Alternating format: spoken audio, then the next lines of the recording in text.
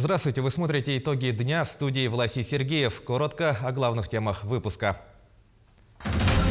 Новую горнолыжную трассу с канатной дорогой откроют в Валданском районе. В селе Чурапча завершены аварийно-восстановительные работы в сетях теплоснабжения. Год культурного наследия в России. В Якутии продолжаются работы по реставрации музеев и реализации профильного нацпроекта. Расширение прав и полномочий субъектов местного самоуправления. Члены постоянного комитета Иль-Тюмен подготовили 10 поправок. Якутские кинотеатры начнут показ социальной драмы «Вертолет».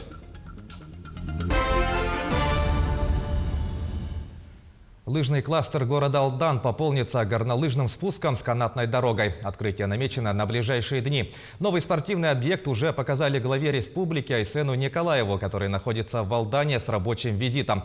Горнолыжный склон представляет собой спуск длиной 600 и шириной 80 метров. Объект готов к эксплуатации, однако низкие температуры за 30 пока не позволяют пользоваться канатной дорогой. Ее рабочий режим начинается с минус 20 и выше градусов. Кроме того, на территории города и района действуют ограничения на проведение массовых спортивных мероприятий, связанные с пандемией.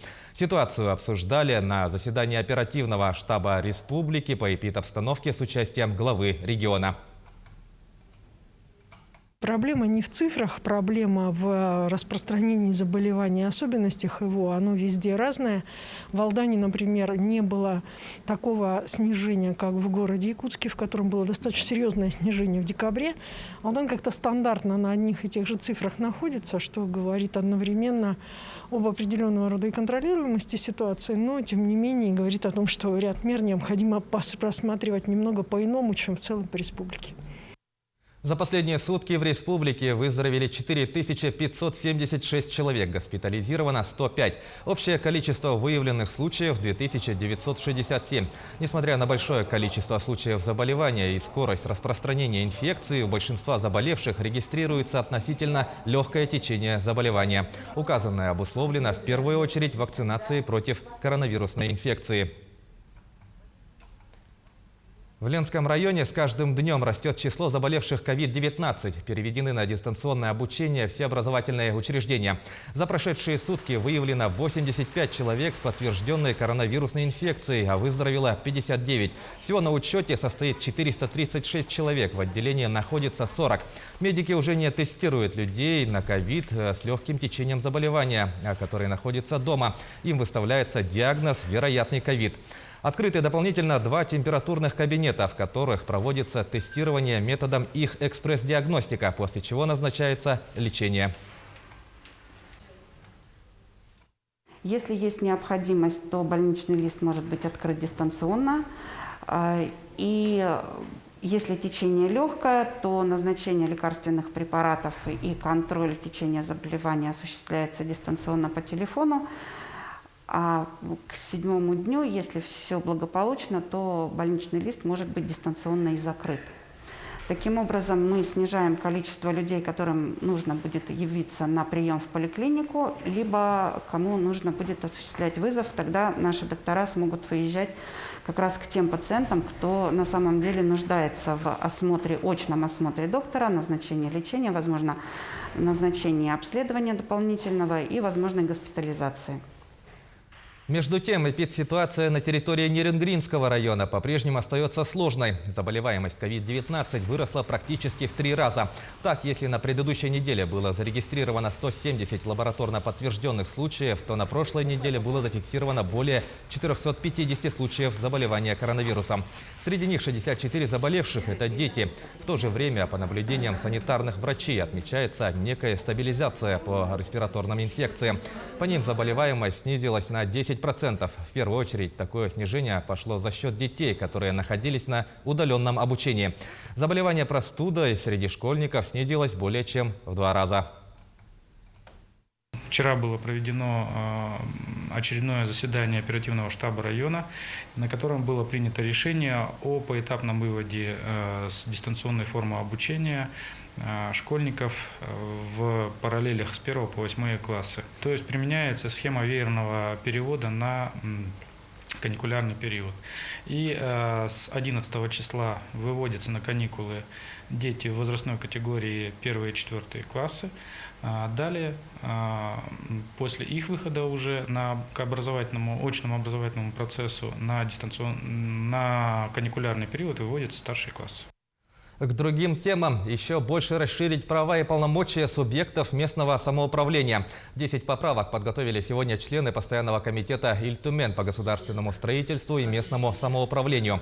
В рамках очередного заседания, на котором рабочей группой под председательством Алексея Еремеева в целом были рассмотрены порядка 150 предложений, поступивших в рамках обсуждения в режиме первого чтения. Помимо этого были рассмотрены 50 поправок, поступивших от муниципальных образований, общественных организаций, народных депутатов и органов госвласти. Представленные 10 поправок будут предложены к внесению в проект федерального закона о местном самоуправлении. По поправкам к проекту федерального закона о местном самоуправлении в соответствии с решением рабочей группы, созданной председателем Госсобрания Иль-Тюмень Алексеевичем Еремеевым, рассмотрено порядка 150 предложений, поступивших в рамках обсуждения в режиме первого чтения, и 50 поправок от муниципальных образований, общественных организаций, от народных депутатов, от органов государственной власти. Рабочая группа, изучив все поступившие предложения, подготовила 10 поправок, которые направлены на защиту интересов республики, ее жителей, и учитывает особенности нашей республики. Мы предлагаем своими поправками еще расширить права и полномочия субъектов по решению вопросов местного значения.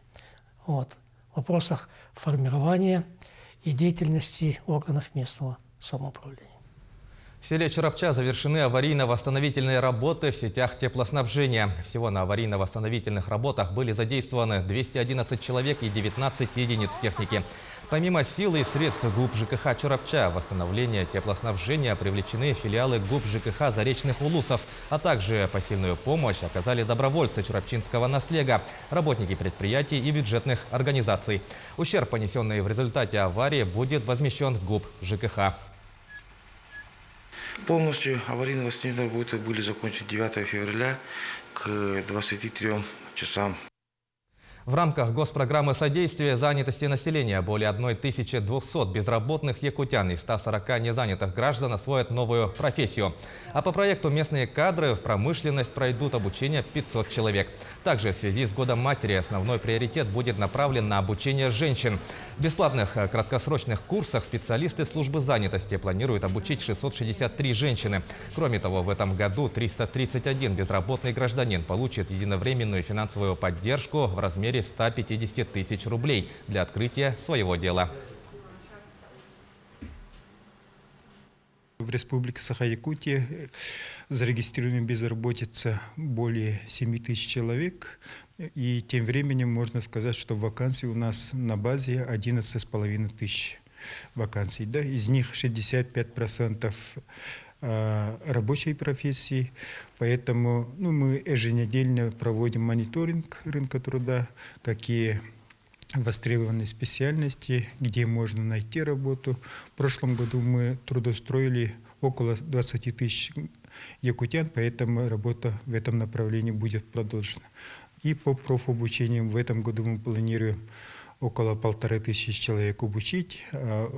Уже в феврале началась учеба 50 жителям Анабарского и Оленевского района. Они будут трудоустроены после профобучения в компании «Алмаз Анабар».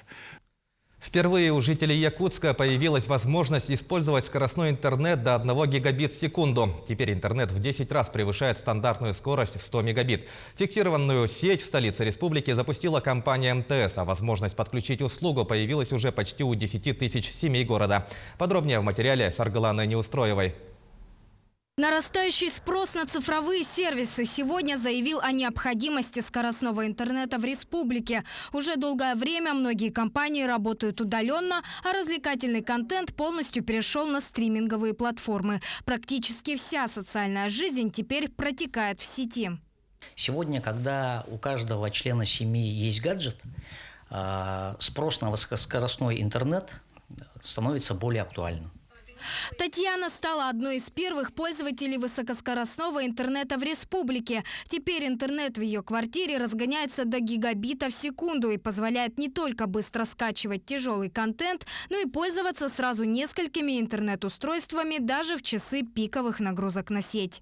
Как раз не так давно мы все уходили на работе на удаленку, и мне было очень удобно. То есть связь была очень хорошая, интернет быстро работал. Скорость действительно очень большая, мне даже и в игры играть удобно. И для игр, и для обычного пользования интернетом оказалось очень хорошо.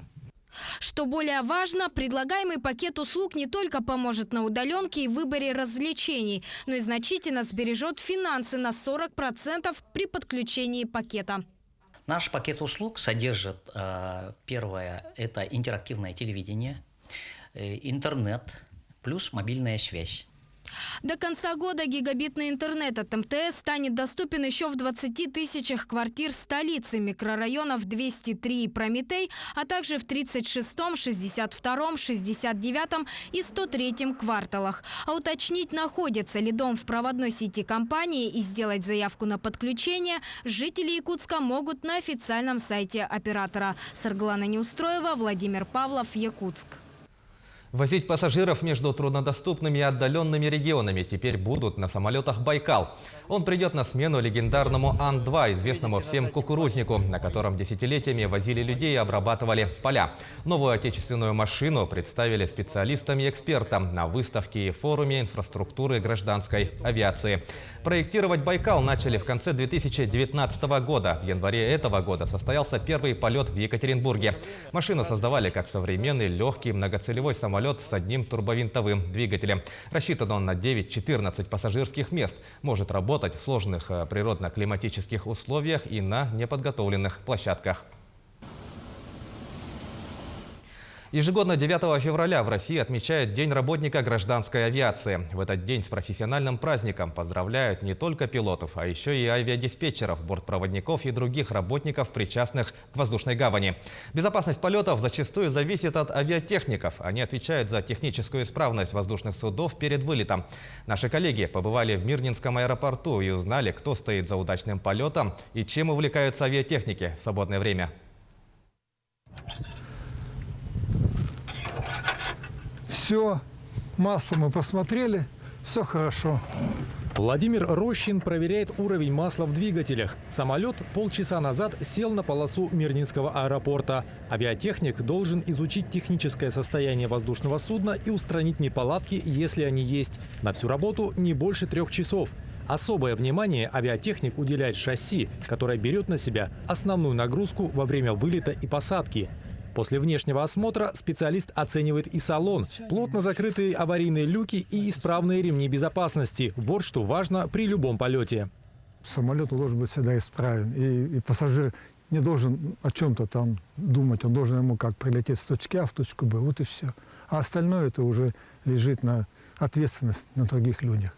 Ежегодно воздушные суда проходят капитальный ремонт. Специалисты в ангаре разбирают и осматривают каждый сантиметр от двигателя до кабины пилотов.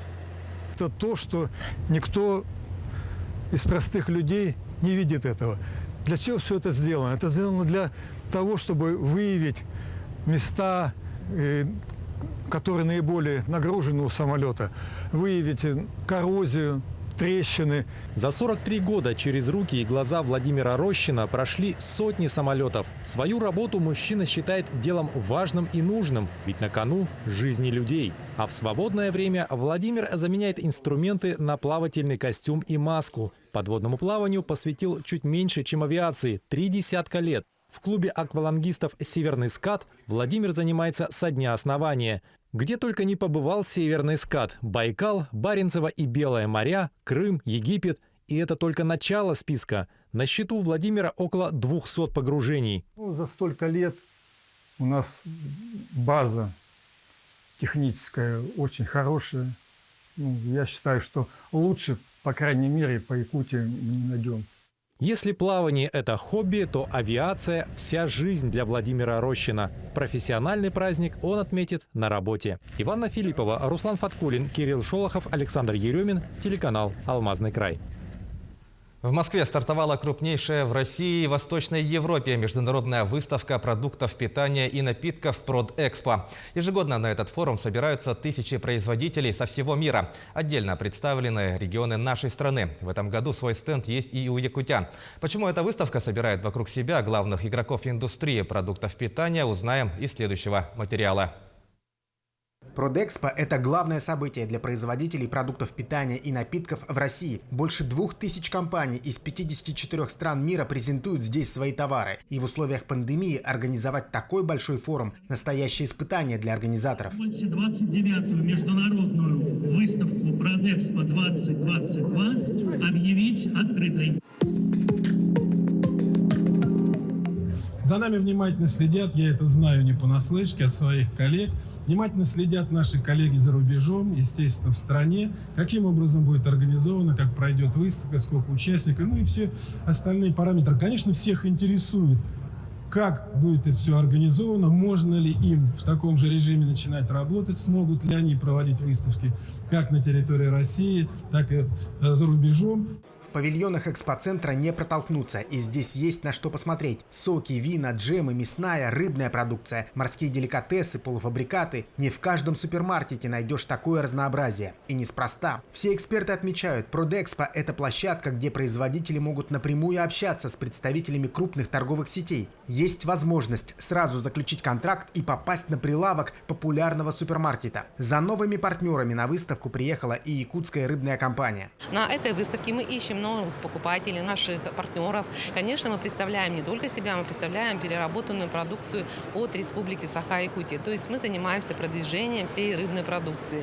Мы участвуем уже 5-й раз. В 2016 году мы были награждены вот как раз знаком Гран-при, то есть именно на выставке Продэкспо, как лучшие товаропроизводители за лучшую продукцию рыбохолодного копчения.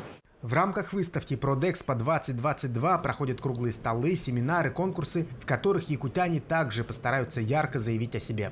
Максим Кардозу, Джор Березкин, Москва. 2022 год культурного наследия в России. И Якутия уже готовит план мероприятий. Так, в столице отреставрируют музеи, пополнят экспозиции.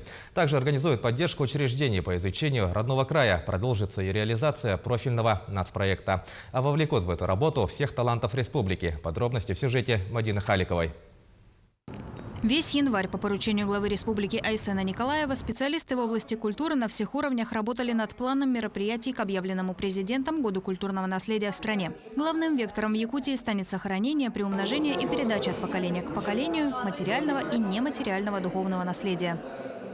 Те мероприятия и события, которые включены в план мероприятий, они подчиняются этой генеральной идеи, цели. Достаточно много интересных проектов, и новые, и старые проекты получают новое развитие. Я думаю, что в этот процесс будут вовлечены абсолютно все жители нашего ЛУСа. У нас много очень творческих коллективов в нашей республике, которые проявляют активную жизненную позицию в развитии нашей республики, и все они будут задействованы в проведении Года культурного наследия. В этом году в Якутске отреставрируют филиал Дома-музея Ярославского. Деревянная усадьба в качестве музея работает с 1968 года и давно нуждается в обновлении. На эти цели уже выделены средства, пополнят и экспозиции. Позже их представят широкой публике. Ремонт проведут и в Доме-музея имени Амосова, который приурочат и к 125-летию со дня его рождения. И в этих двух филиалах у нас еще будут большие изменения в экспозиции. Вот в этом Доме-музея Ярославского будет новая выставка, а в Доме-музея Амосова будет полная реэкспозиция. То есть мы поставим новую экспозицию к концу года. Кроме этого, в этом году у нас как никогда предусмотрены большие финансовые вливания на реставрационные работы. Реставрация – это как раз сохранение культурного наследия. Также поддержат и народных мастеров Якутии. Их работы выкупят в галерее и музее республики для пополнения своих коллекций.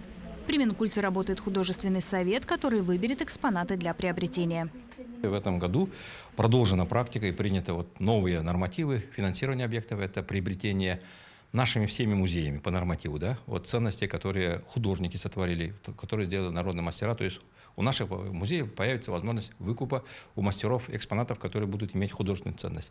Также такие деньги мы предусмотрели для галереи «Семяк». Сумма предусмотрена для приобретения у народных мастеров — это 3 миллиона, и 14 миллионов с лишним мы предусмотрели для музейных экспонатов.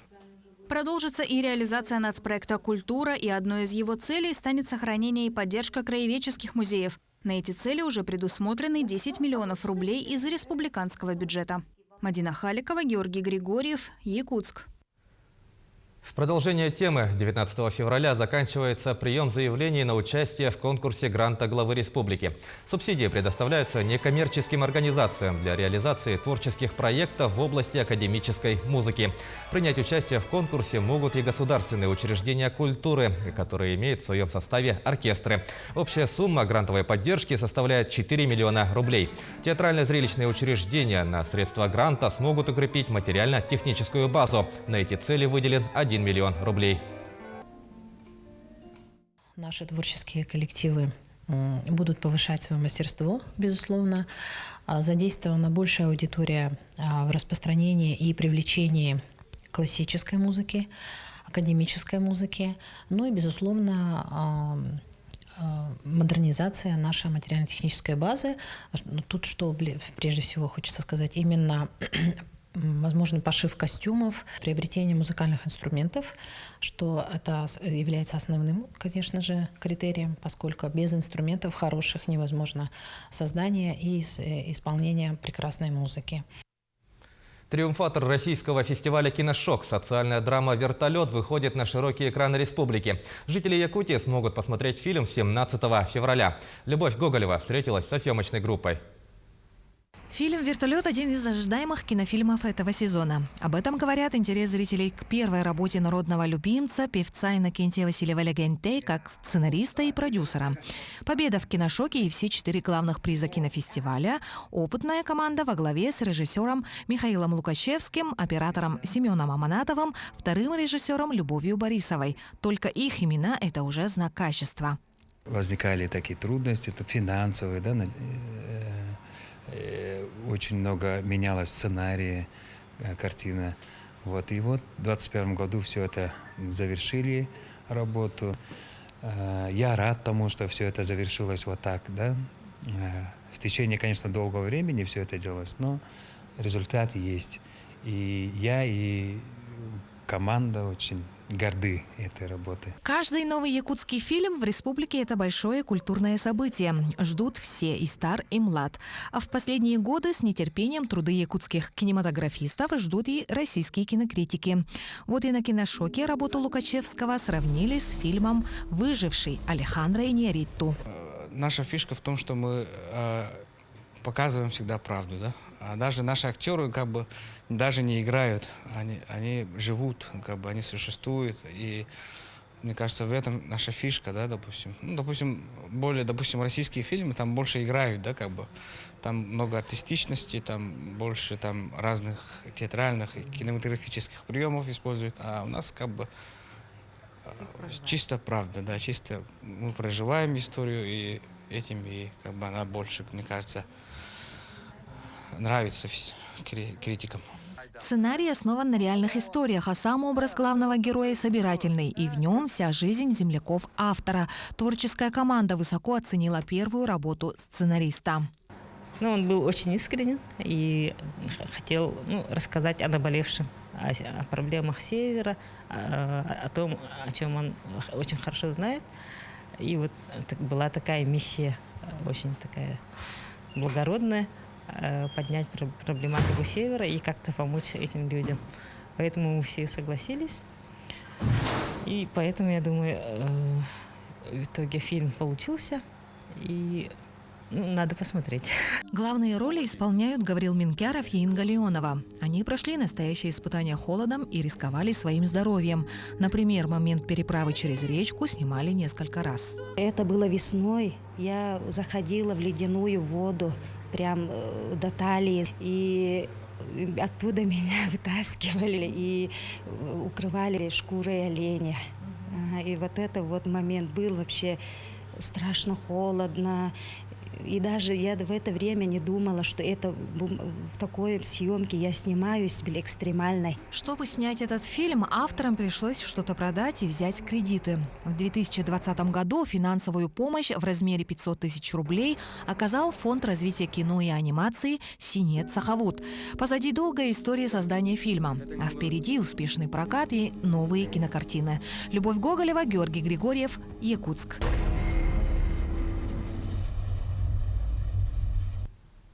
Вы смотрели итоги дня. Оставайтесь на нашем телеканале.